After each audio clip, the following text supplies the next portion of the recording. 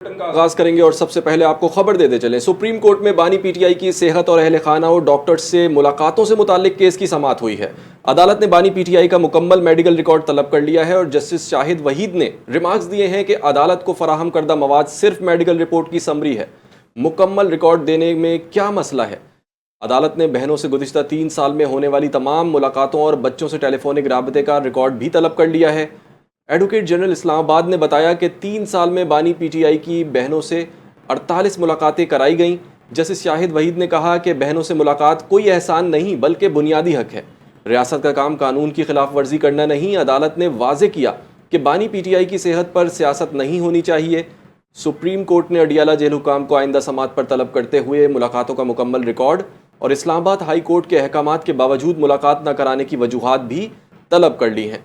عدالت نے اڈیالہ جیل حکام کو آئندہ سماعت پر طلب کرتے ہوئے گزشتہ 3 سال میں ہونے والی ملاقاتوں کا مکمل ریکارڈ بھی پیش کرنے کی ہدایت کی ہے اور عدالت نے یہ بھی طلب کیا ہے کہ اسلام آباد ہائی کورٹ کے احکامات کے باوجود ملاقات نہ کرانے کی وجہ بتائی جائے۔ آپریشن رد الفتنہ 3 کے تحت بلوچستان کے مختلف علاقوں میں دہشت گردوں کے خلاف سیکیورٹی فورسز کی کارروائیاں جاری ہیں۔ سیکیورٹی ذرائع کے مطابق زیارت ہرنائی سوراب میں انٹیلیجنس بیسڈ آپریشن کے دوران 9 دہشت گرد ہلاک۔ سیکیورٹی ذرائع کے مطابق زیارت ہرنائی کے درمیان پہاڑی علاقوں میں خفیہ اطلاع پر کارروائی کی جہاں دہشت گردوں کے ٹھکانے نشانہ بنائے۔ کارروائی میں 8 دہشت گرد ہلاک، ٹھکانہ بھی تباہ کیا۔ ضلع سوراب کے علاقے حاجی کا گاؤں میں آپریشن کے دوران 1 دہشت گرد ہلاک۔ سیکیورٹی فورسز نے دشت کٹائی حاجی کا کے درمیان ناکہ بندی کر کے دہشت گردوں کی نقل و حرکت کا سراغ لگایا۔ ہلاک دہشت گردوں کے قبضے سے امونیشن، میگزین، دستے بم، واکی ٹاکی، موٹر سائیکل، دیگر سامان برآمد۔ سیکیورٹی فورسز نے بلوچستان میں دہشت گردی کے مکمل خاتمے کے لیے کارروائیاں بلا تعطل جاری رکھنے کے عزم کا اظہار کیا۔ وفاقی وزیر داخلہ محسن نقوی کی آپریشن رد الفتنہ 3 کے تحت بلوچستان میں کامیاب انٹیلیجنس بیسڈ آپریشنز پر سیکیورٹی فورسز کی ستائش۔ وزیر داخلہ نے فتنہ الہندوستان کے 9 سے زائد دہشت گردوں کو جہنم رسید کرنے پر سیکیورٹی فورسز کی پیشہ ورانہ صلاحیتوں کو سراہا۔ محسن نقوی نے کہا کہ دہشت گردوں کے مذموم عزائم ناکام بنانے والے سیکیورٹی فورسز کے بہادر سپوتوں پر فخر ہے۔ سیکیورٹی فورسز کی کارروائیاں قومی سلامتی کے تحفظ کے عزم کی عکاس ہے۔ آپریشن رد الفتنہ 3 میں حصہ لینے والے وطن کے بہادر سپوتوں کو خراج تحسین پیش کرتا ہوں۔ قوم دہشت گردی کے خلاف جنگ میں سیکیورٹی فورسز کے شانہ بشانہ کھڑی ہے۔ فتنہ الہندوستان اور فتنہ الخوارج کے خلاف آپریشن پوری قوت سے جاری ہیں اور جاری رہیں گے۔ ایس پی آر نے کہا نام نہاد آپریشن سندور پر بھارتی ڈاکیومنٹری حقائق مسخ کرنے کی کوشش ہے۔ بھارت مار کے حق میں شکست کی تلخ حقیقت تسلیم کرنے سے انکاری ہے۔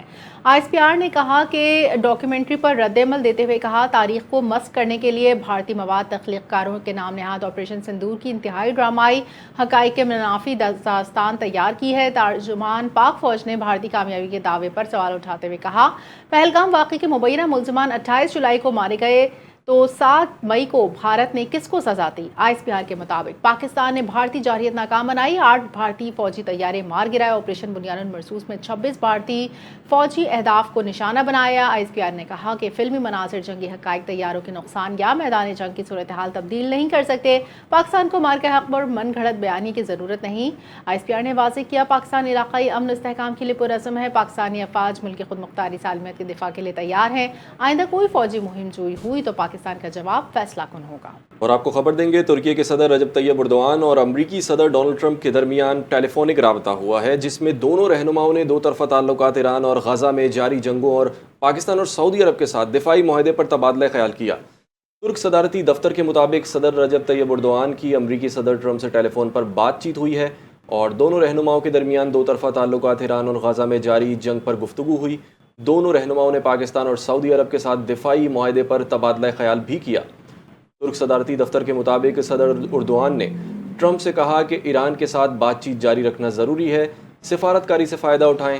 ترکی اس سلسلے میں اپنا کردار ادا کرنے کے لیے تیار ہے۔ ترک صدر اردوان نے کہا کہ اسرائیل غزہ میں فلسطینیوں پر ایسے وقت حملے کر رہا ہے کہ جب امن منصوبے کے دوسرے مرحلے کا نفاذ ہونا تھا۔ ایران نے کرد وزیر اعظم مسرور برزانی کے دفتر پر ڈرون حملے کو فالس فلیگ آپریشن قرار دیا۔ ایران کے وزیر خارجہ عباس اراغچی نے عراق کے کردستان علاقے کے وزیر اعظم کے دفتر پر ڈرون حملے کو فالس فلیگ آپریشن قرار دیتے ہوئے کہا کہ وزیر اعظم برزانی کے دفتر پر حملے کا کوئی جواز نہیں۔ ایرانی وزیر خارجہ نے ہم منصب کو ٹیلی فون پر واضح کیا کہ حملہ ایرانی سرزمین سے کیے جانے کا کوئی ثبوت نہیں۔ کرد دوستوں کو خبردار کر رہنا چاہیے، فالس فلیگ آپریشن کے ذریعے پڑوسیوں کے درمیان نفرت کے بیج بونے کی کوشش کی جا رہی ہے۔ عباس عراقچی نے کہا ایران نے کرد دوستوں کو صدام داعش سے محفوظ رکھا، ایران شکر گزار ہے کرد ہماری سرحد پر سیکیورٹی مہیا کر رہے ہیں۔ عراق کے کردستان علاقے کے وزیر اعظم مسرور برزانی اور انٹیلیجنس چیف کے گھر پر پیر کو ڈرون حملے کیے، تاہم خوش قسمتی سے کوئی جانی نقصان نہیں ہوا۔ واقعے کی ذمہ داری کسی گروپ نے تاحال قبول نہیں کی۔ ایرانی وزیر مواصلات فرازان صادق نے دعویٰ کیا ہے کہ امریکہ اور اسرائیل کے حملوں میں ایران کے 100 طیارے تباہ ہوئے، جبکہ مواصلاتی انفراسٹرکچر کی بحالی کے لیے اقدامات جاری ہیں۔ تہران میں پریس کانفرنس کرتے ہوئے ایران کے وزیر برائے مواصلات فرزان صادق نے کہا کہ حملوں میں ہوائی اڈوں کے علاوہ بجلی اور پانی کی تنصیبات کو بھی نقصان پہنچا ہے۔ انہوں نے کہا کہ 100 طیاروں کی تباہی کے باوجود ایران نے 8 طیاروں کی مدد سے حج پروازیں کامیابی سے جاری رکھیں، جبکہ جنگ کے دوران ریل، سڑکوں اور بندرگاہوں کے ذریعے نقل و حمل بھی جاری رہی۔ ایرانی وزیر کے مطابق امریکی حملوں سے ایران کے 25 صوبوں کے 400 شہروں میں 1 لاکھ کمرشل اور رہائشی یونٹس متاثر ہوئے ہیں۔ دوسری جانب ایرانی وزارت خارجہ کے ترجمان اسماعیل وقائی نے کہا ہے کہ اسلام آباد مفاہمتی یادداشت میں 60 روز ڈیڈ لائن پابندیوں کے خاتمے اور جوہری معاملے پر مذاکرات کے لیے تھے، لیکن امریکہ کی جانب سے مفاہمتی یادداشت کی خلاف ورزی کے باعث بات چیت ہی شروع نہیں ہوئی۔ امریکی صدر ڈونلڈ ٹرمپ کی مقبولیت اب تک کی کم ترین سطح پر۔ راجرز افسوس سروے کے مطابق صدر ٹرمپ کی مقبولیت کی شرح میں کمی ہوئی۔ ٹرمپ کی مقبولیت اس ماہ کے آغاز میں 35% سے کم ہو گئی۔ سروے کے مطابق صدر ٹرمپ کی مقبولیت صدارت کے دوران اب تک کم ترین سطح پر ہے۔ رائٹر افسوس کے سروے میں یہ بات سامنے آئی کہ 64% امریکی ٹرمپ کی بطور صدر کارکردگی سے ناخوش ہیں۔ سروے کے مطابق 80% امریکیوں کا خیال ہے ایران میں امریکی مداخلت طویل عرصے تک جاری رہے گی۔ پاکستان نے بھارتی وزیر داخلہ کے الزامات کی تردید کرتے ہوئے اسے پروپیگنڈا قرار دے دیا ہے۔ پاکستانی وزارت خارجہ نے بھارتی وزیر داخلہ کے اس الزام کی تردید کی ہے کہ پاکستان نے بھارت میں دہشت گردی کے لیے لوگ بھیجے ہیں۔ ترجمان دفتر خارجہ طاہر اندرابی نے کہا ہے کہ بھارتی وزیر داخلہ کے الزامات بے بنیاد اور پاکستان کو بدنام کرنے کی مہم کا ایک اور مظاہرہ ہے۔ بھارت اپنے داخلی سیکیورٹی چیلنجز سے توجہ ہٹانے کے لیے پاکستان کو مورود الزام ٹھہرا رہا ہے۔ ترجمان دفتر خارجہ کا کہنا تھا کہ بھارت محدود سیاسی مفادات کے لیے پاکستان کو مورود الزام ٹھہرا رہا ہے۔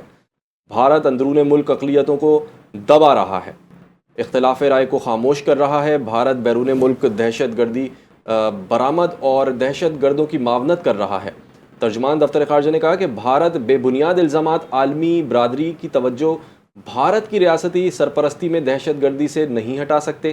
بھارت بے بنیاد الزامات عالمی برادری کی توجہ بھارت کی بیرونی ملک تخریبی سرگرمیوں سے نہیں ہٹا سکتے۔ پاکستان نے اقوام متحدہ کی کانفرنس برائے تخفیف اسلحہ کی صدارت سنبھالی۔ پاکستان نے آج جنیوا میں اقوام متحدہ کی تخفیف اسلحہ کانفرنس کی صدارت سنبھالی۔ پاکستان کی جانب سے additional secretary arms control and disarmament اور ترجمان سفیر طاہر حسین اندرابی کانفرنس کی صدارت کر رہے ہیں۔ فورم میں تخفیف اسلحہ کنٹرول معاہدوں پر مذاکرات ہوتے ہیں۔ دنیا کے 65 ملک اس فورم کے رکن ہیں، جن میں جوہری ہتھیار رکھنے والی ریاستیں بھی شامل ہیں۔ ترجمان دفتر خارجہ کے مطابق کانفرنس کی صدارت پاکستان کو ملنا عالمی برادری کے پاکستان کی سفارتی قیادت پر اعتماد کا مظہر ہے۔ دفتر خارجہ کا کہنا ہے پاکستان کو اسلحہ کنٹرول، تخفیف اسلحہ، عالمی امن، بین الاقوامی سلامتی سے متعلق عالمی مباحثے میں مرکزی کردار حاصل ہو۔ وفاقی وزیر مذہبی امور سردار محمد یوسف نے وزیر اعظم شہباز شریف سے ملاقات کی ہے، جس میں آئندہ حج کی تیاریوں اور انتظامات پر تفصیلی بریفنگ دی گئی ہے۔ وفاقی وزیر نے وزیر اعظم کو وزارت مذہبی امور سے متعلق امور اور جاری اقدامات سے بھی آگاہ کیا۔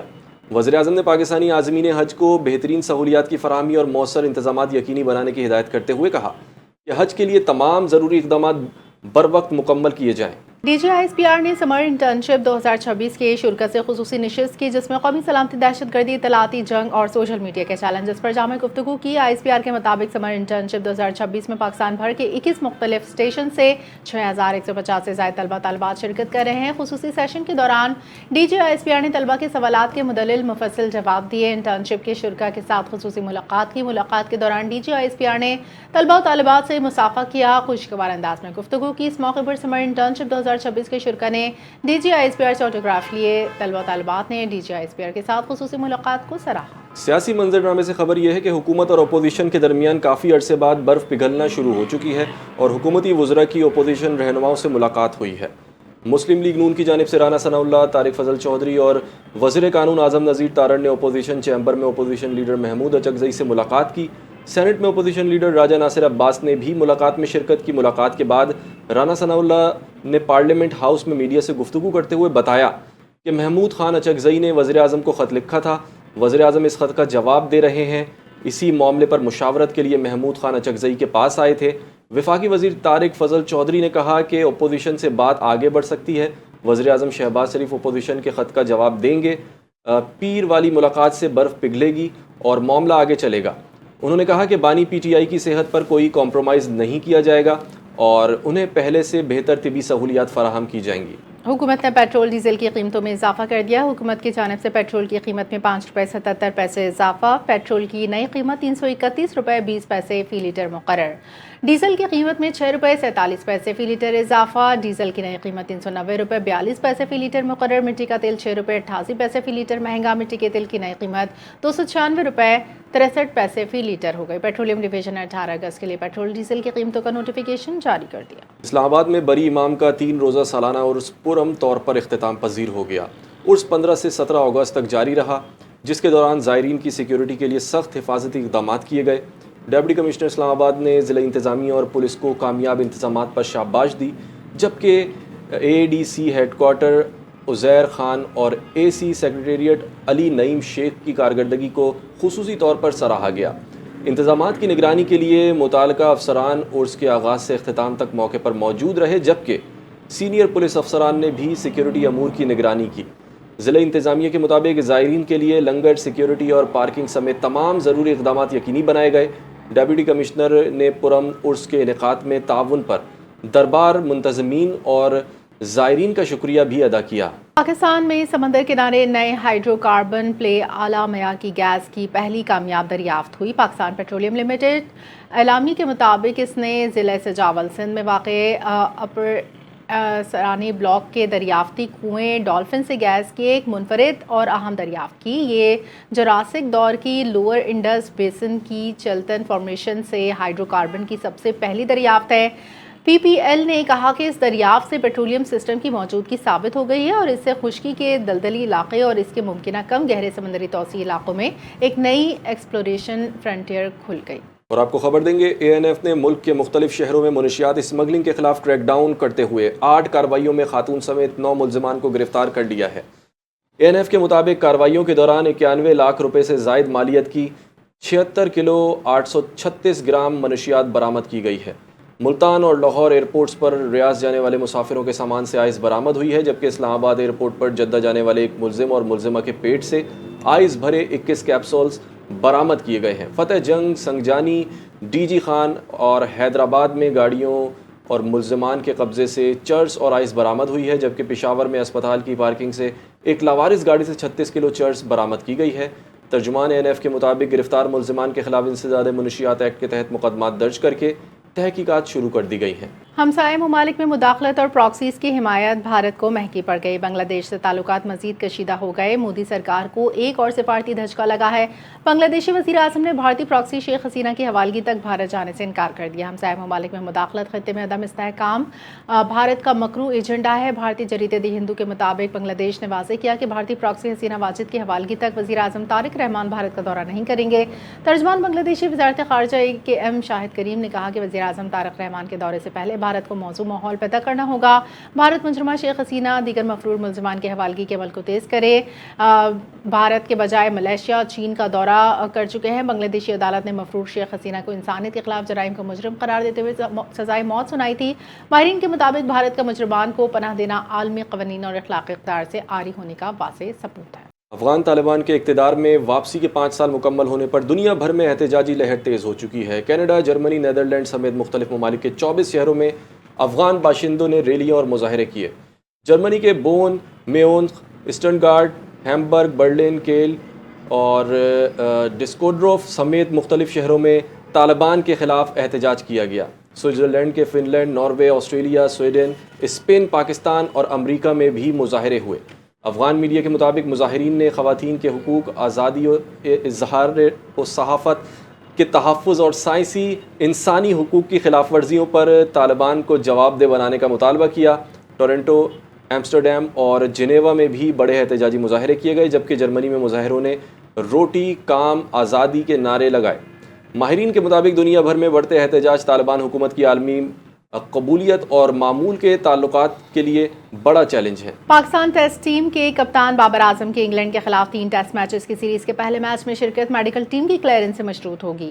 بابر اعظم کو پریکٹس میچ کے دوران انگلی پر گیند لگی، جس کے بعد انہوں نے بیٹ چھوڑ دیا، تکلیف میں دکھائی دیے، جس پر میڈیکل ٹیم نے ابتدائی طبی امداد فراہم کی۔ یہ دوسرا واقعہ تھا جس سے قبل ویسٹ انڈیز کے خلاف پاکستان کی ٹیسٹ سیریز کے دوران انہیں ہاتھ پر گیند لگی تھی۔ فاسٹ بولر محمد عباس کے مطابق انگلینڈ کے خلاف پہلے ٹیسٹ میچ میں بابر اعظم کے کھیلنے نہ کھیلنے کا حتمی فیصلہ میچ کے روز پی سی بی کی میڈیکل ٹیم کرے گی۔ اور اب آپ کو بتائیں گے راولپنڈی اور اسلام آباد میں مسلسل دوسرے دن موسلا دھار بارش سے نشیبی علاقے زیر آب آ چکے ہیں، اور ایم ڈی واسا کے مطابق راولپنڈی کے علاقے شمس آباد میں سب سے زیادہ 116 ملی میٹر بارش ریکارڈ کی گئی۔ ایم ڈی واسا نے کہا کہ کسی بھی ہنگامی صورتحال سے نمٹنے کے لیے رین ایمرجنسی نافذ کی گئی ہے اور فیلڈ اسٹاف کی چھٹیاں منسوخ کی گئی ہیں۔ ایم ڈی واسا کا کہنا ہے کہ لیاقت باغ کمیٹی چوک انڈر پاس مری روڈ کے نشیبی علاقوں میں ہیوی مشینری تعینات ہے۔ اس کے علاوہ ڈھوک کھبا، سرکولر روڈ اور صادق آباد کے نشیبی علاقے بھی ہیوی مشینری تعینات کر دی گئی ہے۔ ایم ڈی واسا کا کہنا ہے کہ نالہ لئی میں کٹیاریاں کے مقام پر پانی کی سطح 10.5 فٹ اور گوال منڈی کے مقام پر 8.5 فٹ ہے۔ بلیٹن سے فی الحال اتنا ہی۔ مزید خبروں اور اپڈیٹس کے لیے دیکھتے رہیے NTN۔